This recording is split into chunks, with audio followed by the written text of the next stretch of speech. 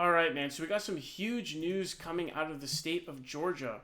So this is actually the original reporting. So what ended up happening was, so it says breaking new reporting shows that Kamala Harris has amassed over 400,000 volunteers in Georgia. That means more than 4% of Georgia's population is volunteering for Kamala Harris's campaign. Wow. So this looks like absolutely massive. 400,000 volunteers would be absolutely insane. But what ends up happening is actually this is actually based on an NBC News article that ended up having to issue a correction because this number was actually inaccurately stated. So it says, this is not accurate. The Harris-Walz campaign has amassed 400,000 new volunteers nationwide.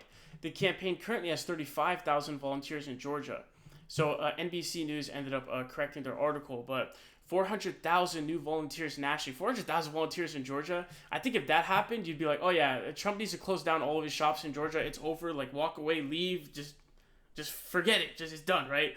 So it's not to that level, right? But having 35,000 volunteers obviously massive, and then 400,000 new volunteers nationwide this fast for the Kamala Harris campaign is nonetheless still massive, even though it's improperly reported here. And what we have is we have this story. So it says Harrison Walz heading to Georgia as campaign seeks to build on convention momentum. The Democratic ticket will launch a bus tour in southern Georgia next week as Harrison Walz are expected to tape their first interview together. And so we can see here is it says VP Harris and Governor Tim Walz will launch a bus tour of southern Georgia next week. The duo's first time campaigning in the state together, and as of now, their first public event after the Democratic convention in Chicago. So the pair will be using the momentum from the party's convention to drive them into the last couple months of the general election.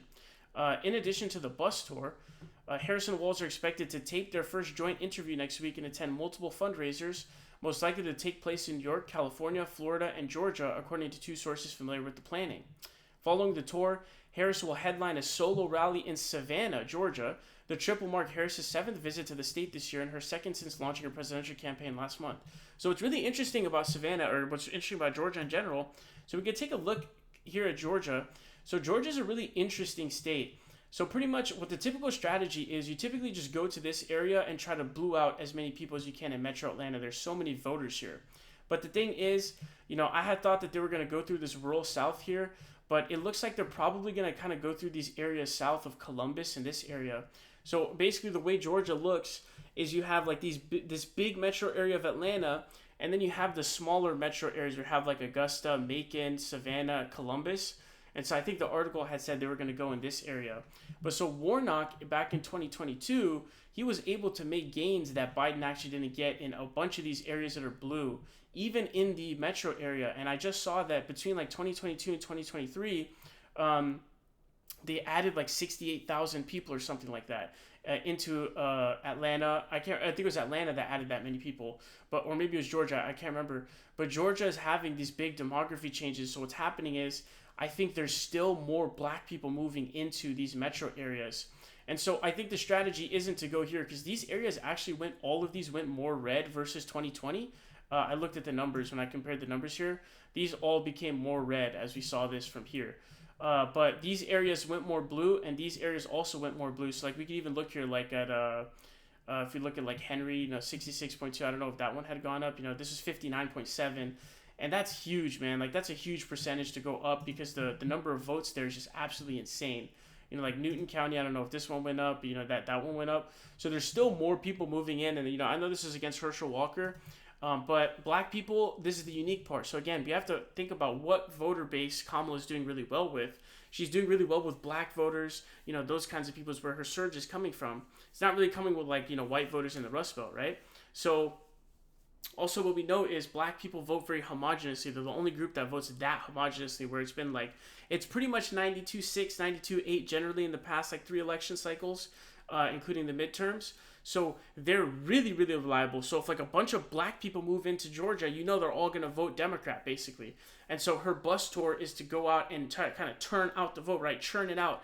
Georgia is a turnout state because for these numbers compared to 2016, he wins here by 0.2%.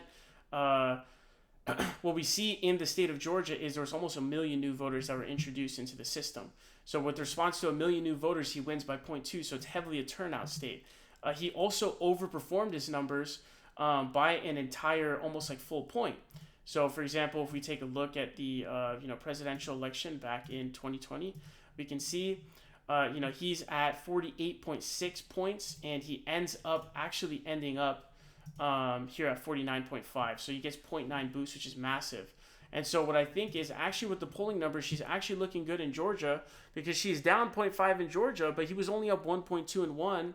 And I think there's probably going to be an even stronger effect towards Kamala Harris than there was for Biden in 2020 in terms of turning out those kinds of voters who don't seem to be counted in the numbers. They seem to be missed in the polls because they underestimated him by almost a full point. So that Sun Belt, I think I'm really bullish on. She's actually leading in Arizona as well, which is really big dubs. So he was up 2.6. She's already up 1.3. By contrast, in Wisconsin, she's up 3.8. He was up 8.4. And so she's closer to winning in those states right now than she is the Rust Belt, according to the polling areas, right? So what they're going to do is, she's doing it in Savannah, right? So she's doing it over here. So these metro areas, Macon, Augusta, Savannah, Columbus, Atlanta, these smaller ones are really huge. These are a lot of blue votes. So you really need to drive through these areas. And then obviously you need to drive through Atlanta. Like you need to get the drive out from Atlanta as well. But this is a really great strategy on her part. Campaigning in this part of the Peach State is critical as it represents a diverse coalition of voters, including rural, suburban, and urban Georgians, with a large population of black voters and working-class families. The Harris-Walz campaign said in a press conference that is true. It's very smart. Harris and Walz's visit will come as a Republican ticket ramps up. Southern Georgia bus tour is expected to echo the campaign's bus tour of Western Pennsylvania earlier this month, which included stops at a local campaign field office, a firehouse, and a high school football practice. And so it says here, the South Georgia region is a priority for the campaign. We have nearly 50 full-time staff across 7 offices in the area, including Valdosta. We have hosted more than 500 events in the region since May 31st, Harris-Walz Georgia campaign spokesperson Adelaide Bullock said. Renata Robinson, research director for the New Georgia Project Fund, said appealing to black voters in both rural and urban areas will be critical to Harris's success in the state, as it was to Biden's victory in 2020.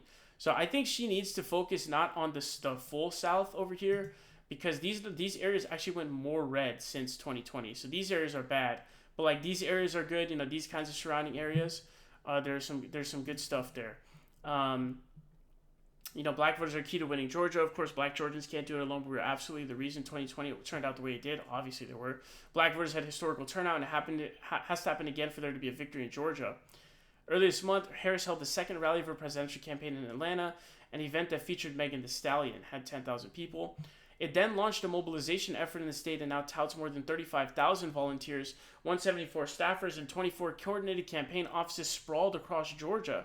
The campaign refers to its ground game there as, quote, the largest in-state operation of any Democratic presidential campaign cycle ever in Georgia. So they're taking it very seriously, obviously, as it should be. It probably should be the largest in-state operation, obviously, since it's such a swing state. And turnout. Georgia is all going to be about turnout. If you can turn those black voters out, and then, it takes a little push, more of a drive for voting, etc., to actually pull them out. But you can definitely, turn those voters to pull out for sure. So that's the best strategy to do. And it also goes on to say, Harris-Walz campaign said it has recruited nearly 400,000 new volunteers nationally since Harris launched her presidential bid last month. And so Harris campaign chair Jen O'Malley Dillon identified Georgia as one of the campaign's top targets, noting shifting demographics that could aid the vice president expanding support from 2020. So they're even looking to expand past 2020's numbers, which I think they should, because there's a bunch of black voters still coming in. There's a bunch of black people still coming in. So it says vice president's advantages with young voters, black voters, and Latino voters will be important to our multiple pathways to 270 electoral votes. And so you can see here, it says correction. A previous version of the article misstated the number of volunteers Harris campaign has in Georgia has 400K nationally, not in the state of Georgia. So the original 400K was misstated, but 35,000 is still huge. 174 staffers, 24 coordinated campaign offices, and having the 400,000 nationally is absolutely massive. Also, check out the other stories I've talked about in terms of her strategy that she's employing there. She's been reaching out to a lot of House members, so definitely make sure to check that one out. But really great plan from Kamala Harris for Georgia here. She's going to drive through. Hopefully it's not through the full South areas, because I don't think those really have much that can benefit you. Hopefully it's to Macon, the other smaller metro areas, obviously Atlanta as well. Those I think are going to be the key to the election. So I think that this is a great job in Georgia, and this strategy could end up winning the election because it's going to come down to turnout. I think she can really overperform in the numbers this time as well, even more than Biden potentially did. And so I think that this could be what, this huge news that could help her win the election here.